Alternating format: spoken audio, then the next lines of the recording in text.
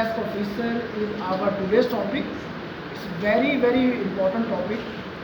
पहले फंक्शन में front desk officer क्या करता है, गेस्ट के साथ इंटरेक्ट करता है।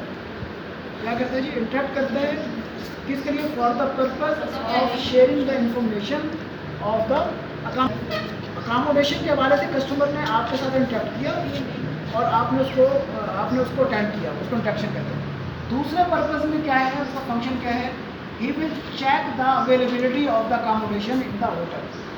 सर दूसरा फंक्शन क्या है? वो क्या करेगा कि वो दूसरे फंक्शन में अवेलेबिलिटी चेक करेगा अपने रजिस्टर से कि क्या मेरे पास कोई वैकेंसी अकोमोडेशन की अवेलेबल है या नहीं है। अगर अवेलेबल है तो व्हाट ही विल डू और शी विल डू, वो अपनी वो इंफॉर्मेशन शेयर किससे करेगा? गेस्ट के साथ। लिख लें किसकी अवेलेबिलिटी चेक?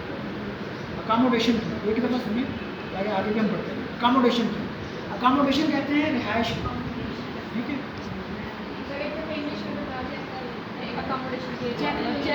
He will लिख लें, he will check the availability,